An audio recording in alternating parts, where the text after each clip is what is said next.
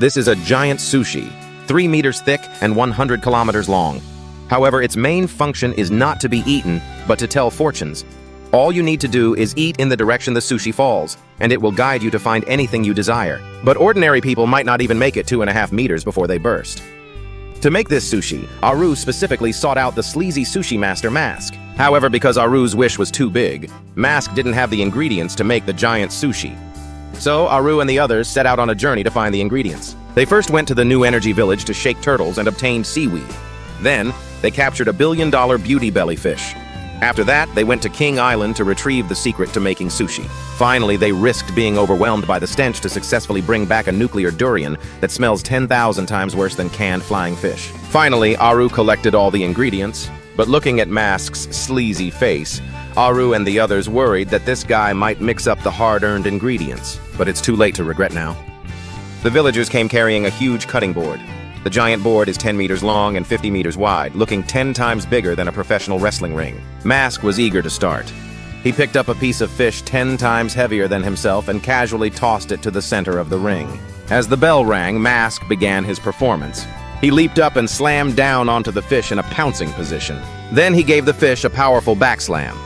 Before the fish could react, Mask started pounding it with his sauce-covered armpit. With each of Mask's hits, the fish became more delicate and firm.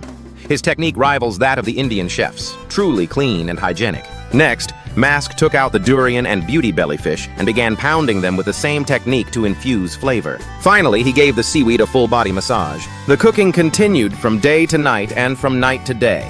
After 3 days and nights of pounding, Mask was drained of his last bit of strength. At this point, the fortune-telling sushi was finally complete. The giant sushi stood like a pillar reaching the sky, even piercing a hole through the clouds. As Aru made a wish to find the 10-spirit temple, the giant sushi began to sway.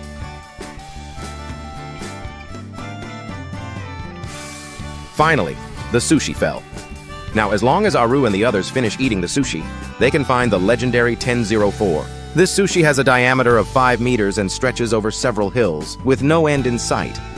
But for the foodie Aru, it's a piece of cake. 2.5 seconds later, they advanced 2 meters. Their appetite is unmatched, even by all the big eaters combined. Their pace is as fast as light. This way of eating made the nearby cow exclaim in amazement.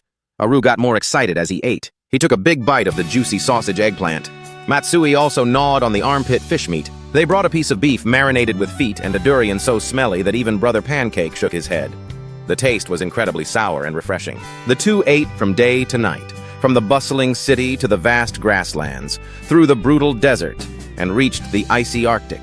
When Matsui's stomach was as round as a ball, Aru told him they were about to reach their destination. In front of them was a mysterious primal jungle inhabited by various fierce beasts. Even cell phones had no signal here. Fortunately, Aru and Matsui had the guidance of the fortune-telling sushi. They continued eating, but suddenly Aru discovered the giant sushi was cut in half, replaced by a bottomless pit, bringing a sense of ominous danger.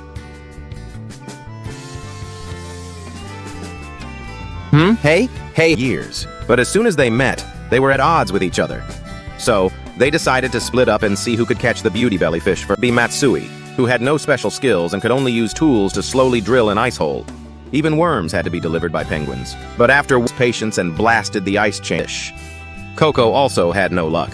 Zebra's blast had knocked off her bait. Aru caught a silly, big-headed catfish. Century soup slowly fell. Everyone. All.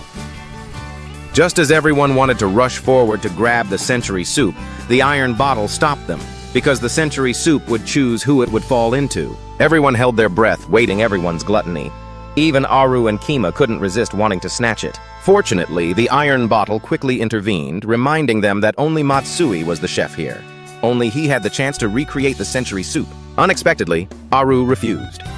As Matsui looked at Aru in surprise, Aru changed his tone, hoping Matsui would seriously remember the taste of the soup and feel everyone's trust. Matsui solemnly vowed to recreate the true century soup.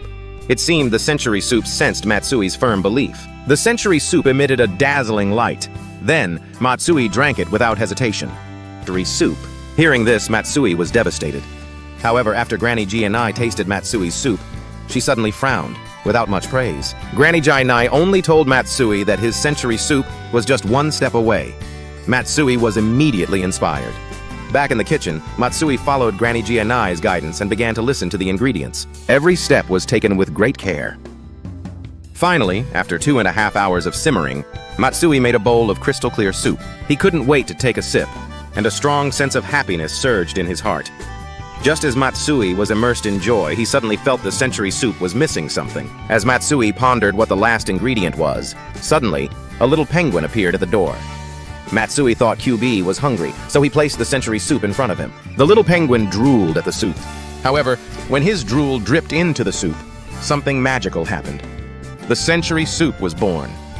Matsui eagerly took a spoonful, and as the soup entered his mouth, the expression of the big horse monkey appeared again. Unexpectedly, the little penguin's drool was the final ingredient.